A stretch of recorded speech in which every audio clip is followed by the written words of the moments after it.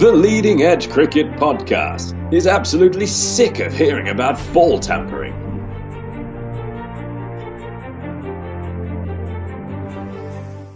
Hey guys, welcome to the Leading Edge Cricket Podcast, episode 16, and we're here today to review the opening day of the second Test match down in Christchurch between New Zealand and England, as well as the very first day, which has just kicked off between South Africa and Australia. And we may as well, while we're here for one last time, let's just touch on the ball tampering saga.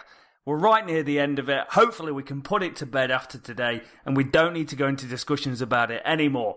It's good to be back with cricket, and as always, it's good to be back with my co-host, Rich. Morning, Rob. How we going? Good morning, good morning. Yeah, good. It's good. How about yourself? Pretty good, mate. Pretty good. Yeah, thanks to the normal start of the Test match in Christchurch, I got to catch the first couple of hours before my beddy buys, and now I'm sat watching a bit of South Africa, Australia. So yeah, can't complain. 18 hours of cricket in a day doesn't get much better than that, and I'm hoping you're gonna lift our atmosphere and our attitude and our persona, everything. Just keep raising up and tell me how England have gone in the first day of the second Test match. England have done. They've done all right. Oh. I think that's as positive as it gets at the minute, isn't it? It is. Yeah, exactly. So first, we'll say where we are, 293 at stumps. But what we want to do first, let's just run through the teams. So because there was a little bit of jiggery pokery, wasn't there, with the selection. So Cook and Stoneman remained as the openers. James Vince, as we were saying, looked like the man coming in at 3. He did come in at 3. Roots dropped back down to his comfort blanket position of number 4. Milan at 5. Stokes at 6. We're not sure if he's going to bowl or not yet. 7, Bairstow, the wicketkeeper. Broad, 8. Mark Wood has come in for Wokes or Overton, whichever you want to say. Leach has come in. Jack Leach has come in for his Test debut, and he's batting at 10. And then we have good old Jimmy Anderson at 11. For New Zealand, the only change was Ish Sodhi in for the injured Trent Astle. So that's where we were with the team. So 293 at stumps, 90 overs. We actually got a full day's cricket. And it was a pretty good day, Rob. Cook, what's going on with Cook? He basically got bowled from a mild swinging half volley. I think you're going to call it half volley, aren't you? Yeah, it's probably half volley. It did a bit. Well bowled bolt, but, you know, it was only well bowled because Cook's batting like Gary Balance in his crease. Yeah. And he got cleaned up and he missed it by about a bat's width, I reckon. So not sure what's going on with Cookie. Vince was out next man. He got 18. He was given out twice, but he reviewed one rightly. But he played a few nice shots for his 18, you know, a couple of drive down the ground, a little flick, mid-wicket, timed the pants off on where he fell over, but he did his usual, didn't he? He looked all right and then got himself out. Yeah, we kind of said before this Test match, we goes, I really hope he doesn't make a nice-looking 20 and get out. And, you know, we've been blessed. He got 18 and a nice-looking 18 with some beautiful boundaries. And just the same old James Vince, unfortunately. 13 Test matches this will be, averaging 20. Yeah, I'm not really convinced. Simple as that. I think that they were saying on the commentary yesterday that in is it 20 innings now, he's only passed 50 twice. Yeah, that's not good enough. That's just not good enough. That's not good enough for me batting at about bloody number 10 for my club side, or whatever. Yeah, last season. I think he's been given a good enough shot to see if he's got it at Test cricket, and I think we've just got to turn around and go, nah, we need a new number 3. Yeah, exactly. Poor old Livingston. So it was going okay after the Vince dismissal. So Stoneman and Root were going okay. And then we had a good old attempt at a collapse. So 93 for 3, Root went. He was dismissed by Tim Southee for 37. Milan went basically first ball, didn't he? Yeah. LBW Bolt. And then Stoneman went for 35 off 111 balls. So that was 93 for 3, 94 for 4, and 94 for 5. So we had to go at, just throwing it all away. I mean, it's criminal though. Root gets out, okay, fair enough. Milan, first ball, you're going to get a good one, or you're going to get one every so often before you get going. But Stoneman getting out straight away afterwards is criminal. Caught late from bowled Southee. I didn't see the dismissal. I'm sure you can enlighten me a little bit, but that is criminal in my book, losing the other set man after you've lost 2 wickets like that. Yeah, just nicking off Stoneman. He did bumble around a bit, and just it was typical Stoneman. it's frustrating to watch because the guy is really, really talented. A talent's in abundance. And he just keeps doing the Michael Carberry where he gets 30, 40 and gets himself out. It's so frustrating because to be a Test opener, you've got to go and score more than 30 or 40. It's just not good enough. And this was a good batting wicket, and it's going to be a belter on day 2 and 3 to bat on. We'll get into how the rest of the England order did, and it just puts the top order to shame. And Stoneman, it's hard to single him out because you go, oh yeah, he scored 35 compared to some others that scored less. But for Stoneman, it's more of the same. This is Test match number 10.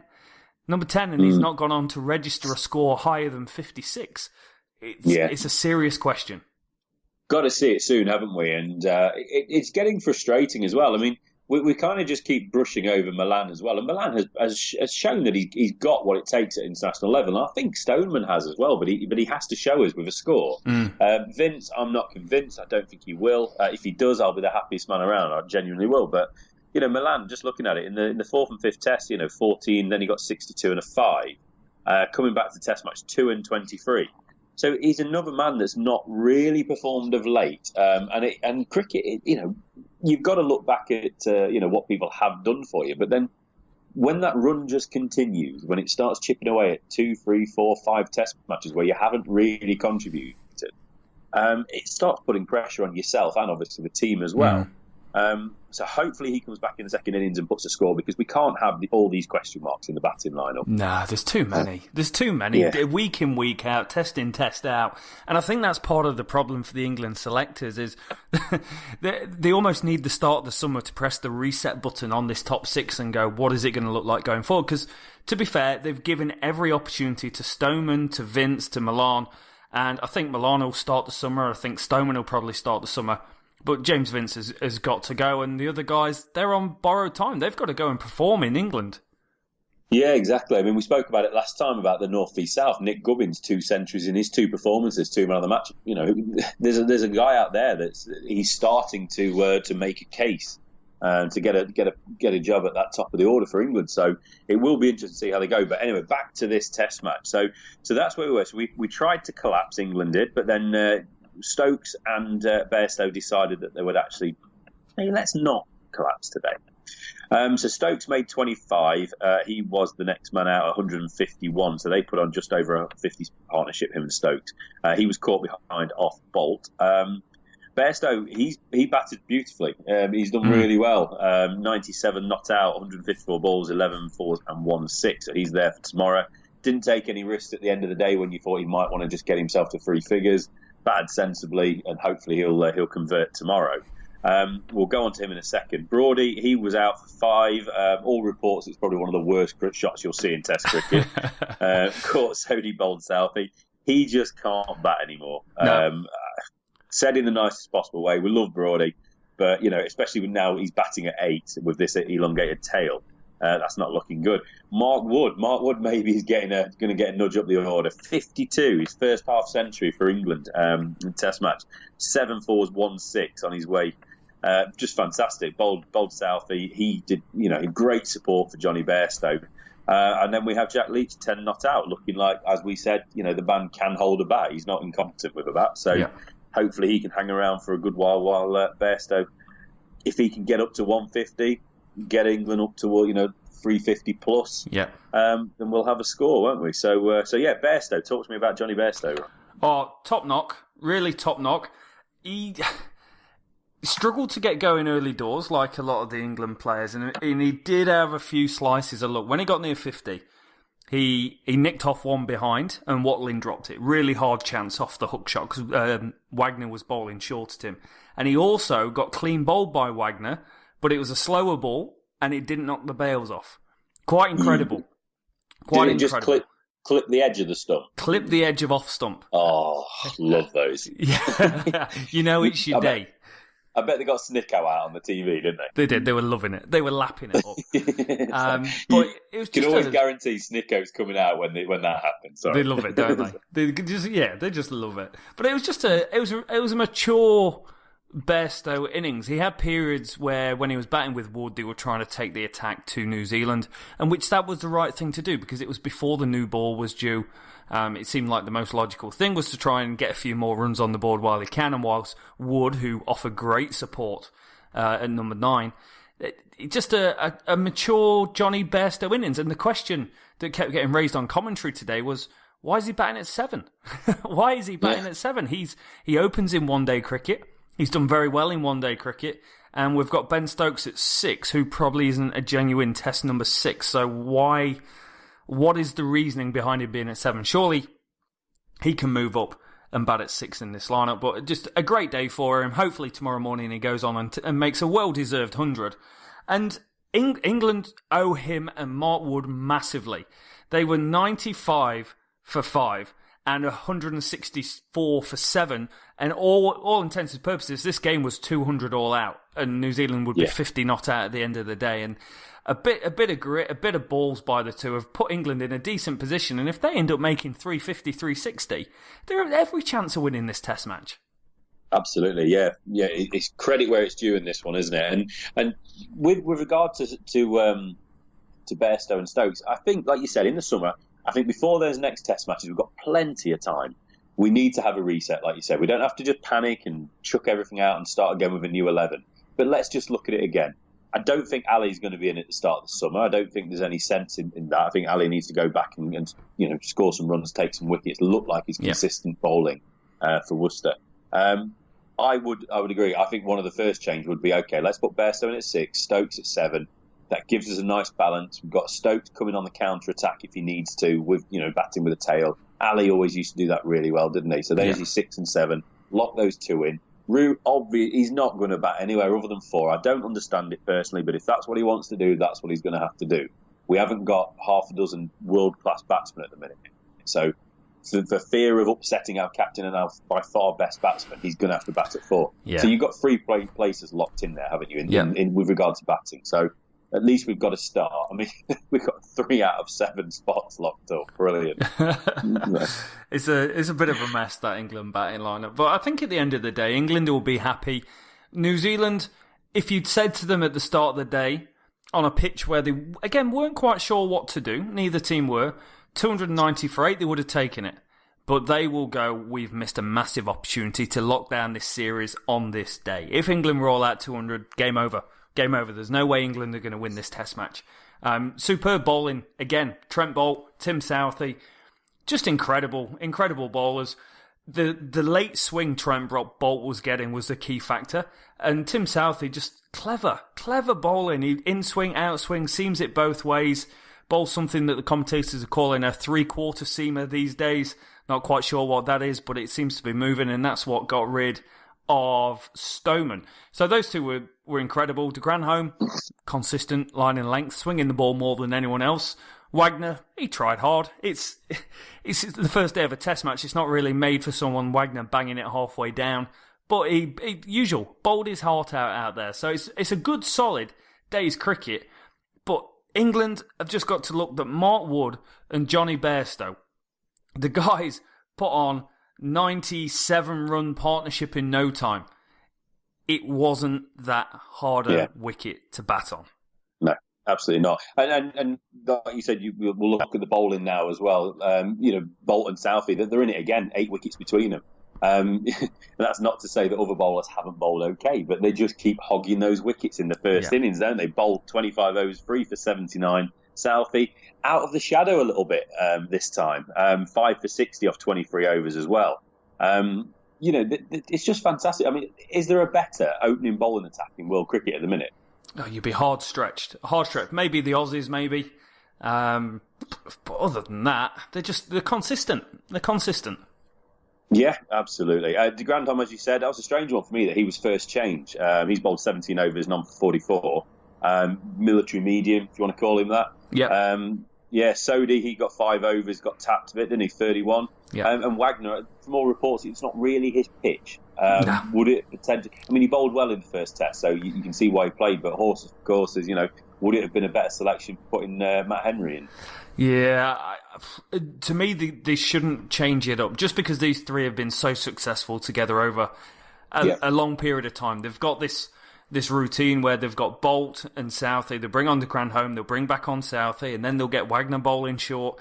It's just giving them different options. And like we said with Wagner, he's not quick. He's bowling 82 miles an hour maybe.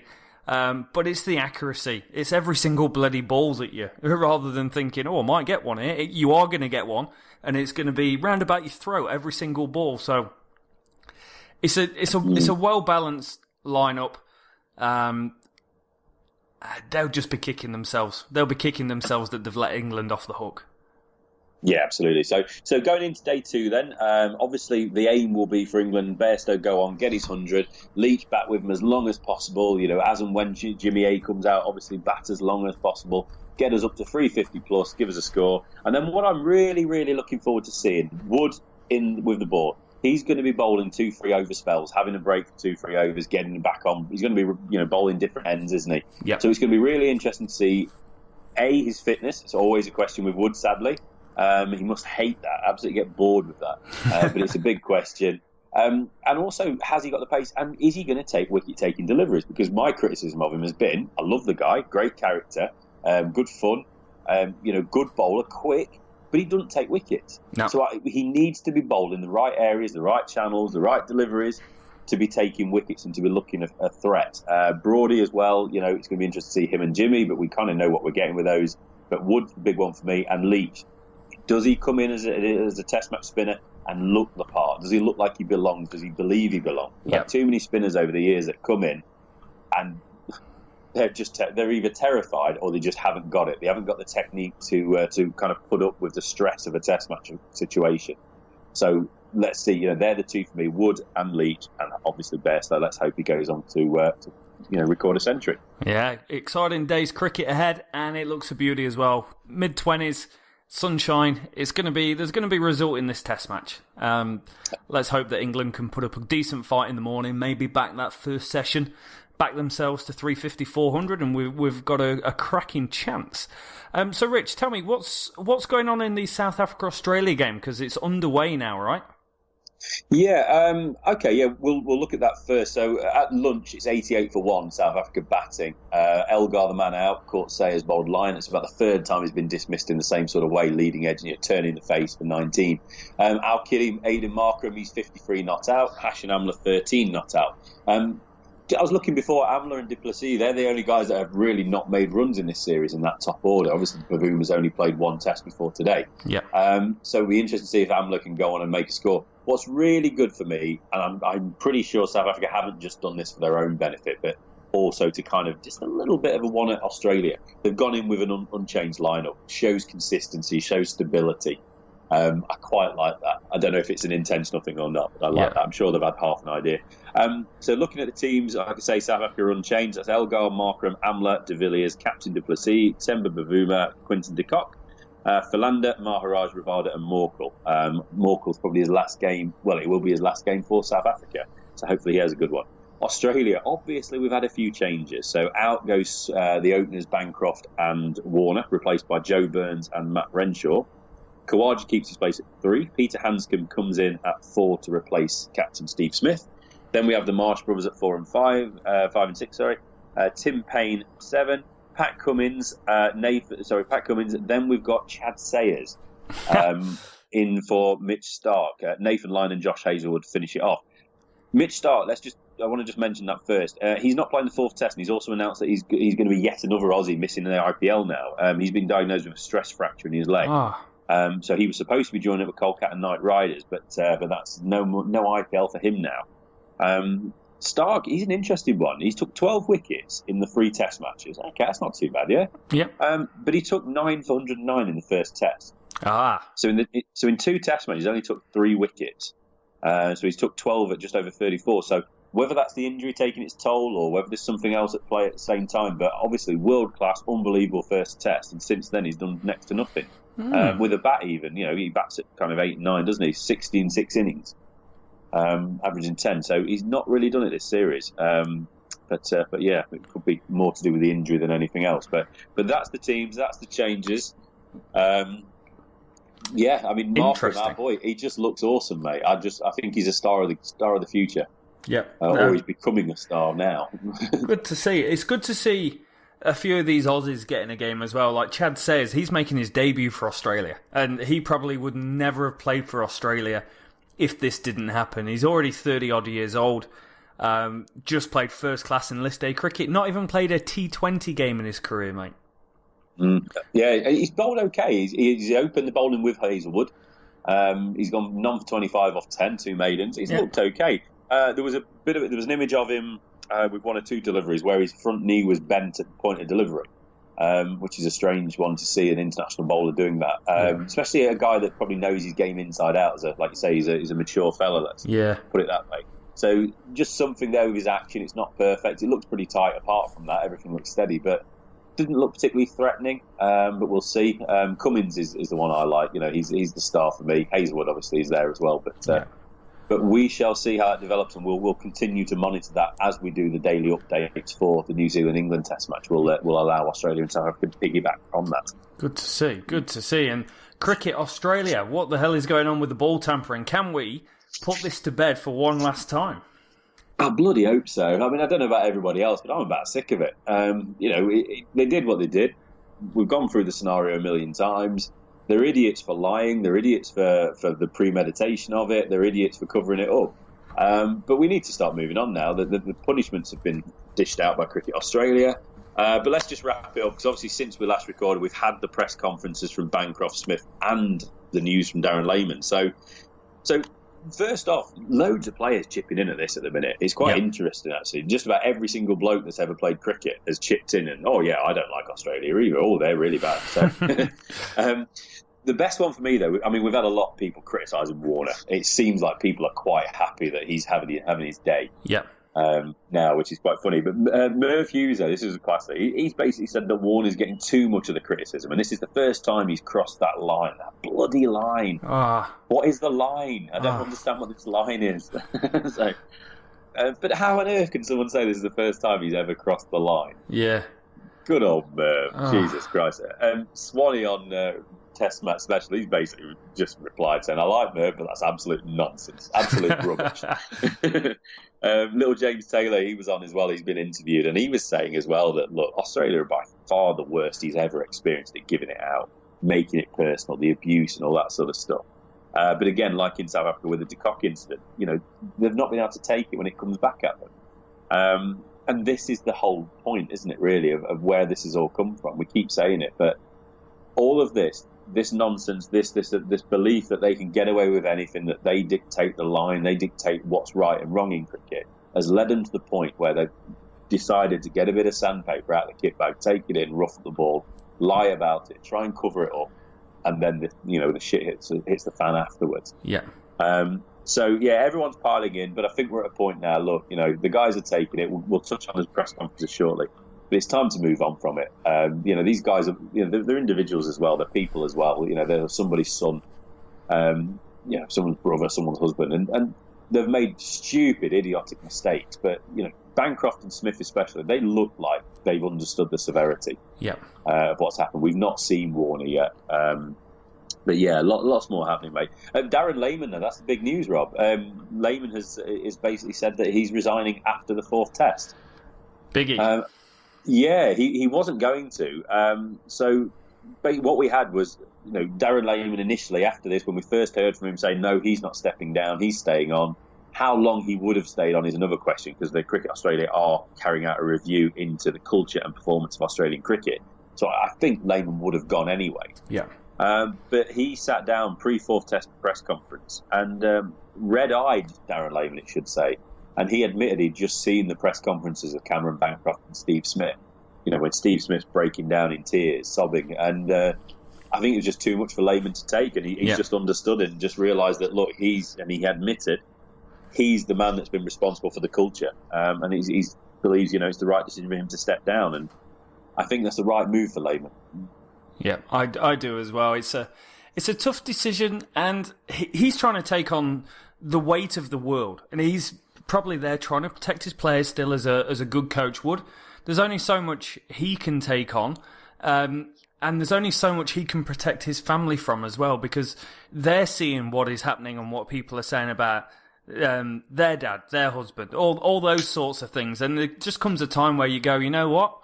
Best thing I can do is put my hands up. I can see how much it's hurt the country, hurt these people. I'm best off backing out of this and letting someone else take the reins going forward. I think it is the right decision to do, because I do think attitude reflects leadership, and the leadership has dictated how certain people in this Australia team are going to carry themselves during test matches time and time again. So I think it's good for Darren Lehmann to step away.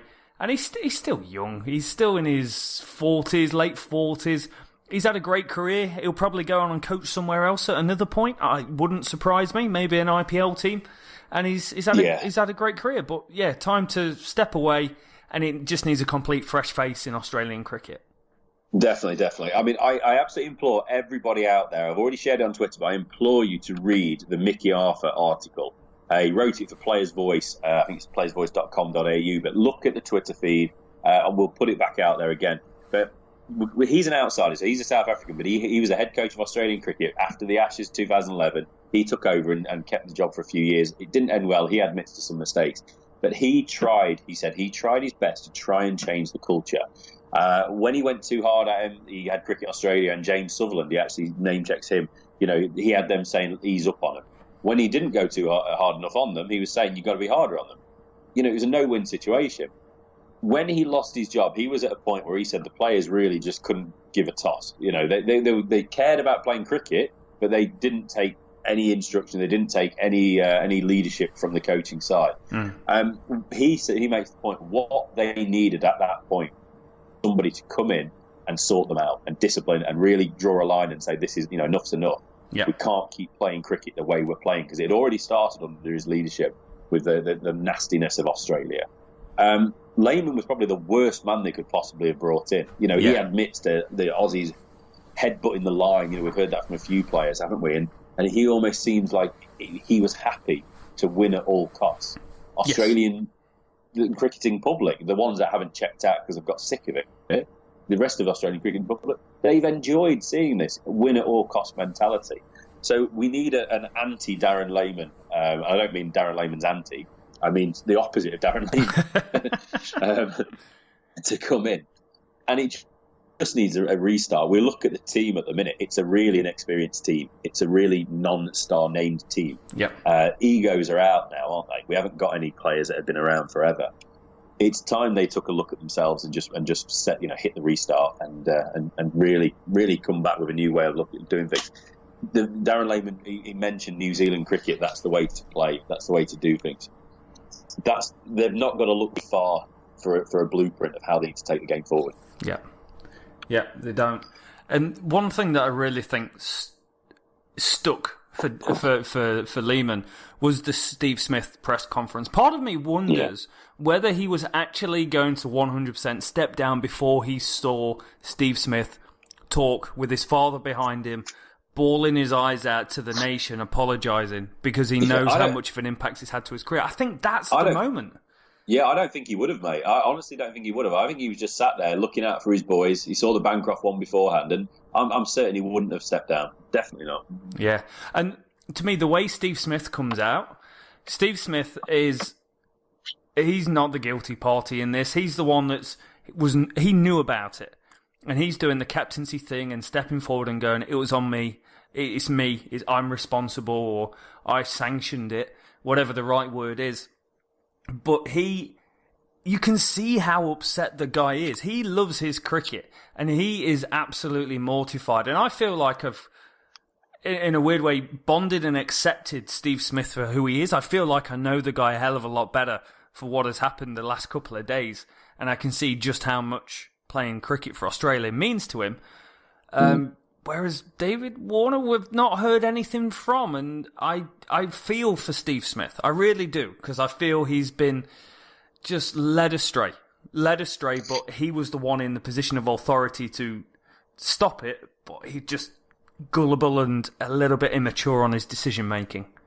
Yeah, I agree with that, but I also, Steve Smith as the leader of that team under Lehmann is almost equally as culpable for the culture that's developed in Australian cricket and with the international side. So if it wasn't for him going along with it, like, we can pretend he's a giggling schoolboy that's just going along with the bad influences, but he's been an absolute dickhead in the last few years of how he's conducted himself on a cricket field, and how he's allowed his other players. He's lieutenant or whatever you want to call David Warner going out there being the attack dog. He's allowed all this to happen, and he's quite happily sat there. We had it in the Ashes, didn't we? With him sat there giggling with Cam Bancroft after the Bairstow pick. So disrespectful in the way they dealt with that situation, and that just sums the way they did it up. So, but I think, he's obviously just been on this wave, hasn't he, where he's just been going along. But yes, it smacked him like an absolute truck, with what's happened and the implications to him that means no cricket, no captaincy, that's gone. It suddenly just hit home. And I think we're going to see, again, we're using that word reset a lot today, but we're going to see a reset of Smith. He's understood it. I feel for him. Some people out there won't have any sympathy, but some people don't have sympathy for anything or anyone, do they? So I really felt for Smith in that press conference. It was so upsetting, really, seeing him with his dad on putting his hand on his shoulder, breaking down. He knows what he's done now. He's, for whatever he's done in the past, he knows exactly what he's done, the severity of it, the implications of it. Bancroft the same. It was really hard seeing those, and I just hope people just leave it now. Just give them a break, let them go away. Rehabilitate, whatever they do, go and help the communities, go and play a bit of club cricket again, and come back stronger. It's worth just noting now, Cam Bancroft as well. We did actually mention his press conference in the last podcast, but since then, Somerset have announced that they have terminated the contract of him coming over to play county cricket this season. They spoke to Bancroft personally, and they also obviously internally discussed it. They praised Bancroft, the way he spoke to them, and the way they had those discussions. Again, he understands what's happened, the implications, and what he's lost. He said it before, didn't he, how he's just given away for free the Australian Open batting slot. He's not getting that back. I just don't see him getting that back. Somebody else is going to come through, whether it's Burns, whether it's Renshaw, whether it's somebody else. But he's not getting that back when he comes back from that ban. I don't believe so. Somerset have said that they're going to hold the door open for him. Not this season, but in future years, they certainly won't close the door on him coming back to Somerset. That's nice. Exactly. But look, they've all been dickheads. We'll see what Warner's got to say. Honestly, I'm not really that fussed about reporting what he said. We will obviously mention it in a weekly pod, but it's of no real consequence to me anymore. There's nothing really he can say that's going to make me feel any better. I'm sure he's not as bad a bloke as we all make out, and some people on a football field, on a cricket field, whatever, they're much more they're a different character, aren't they? Yeah, more volatile. Than what they are in real life. One of my heroes, American Brian Dawkins, he was kind of Mr. Idiot on a football field, but you couldn't come across a more humble, peace-loving, nice guy off the field.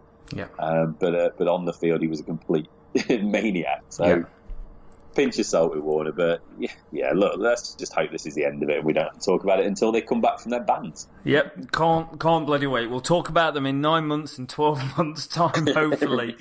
But I think that will cut us off for today, guys. So we've covered New Zealand, England, we've covered South Africa, Australia, and we've covered the final piece of the ball tampering saga, touch wood.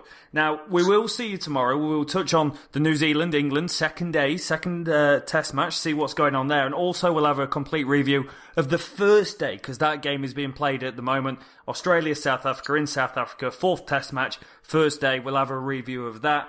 It has been awesome to be back into the daily podcast, guys. You've been legends. It is going to be bye from me. Yep, bye from me.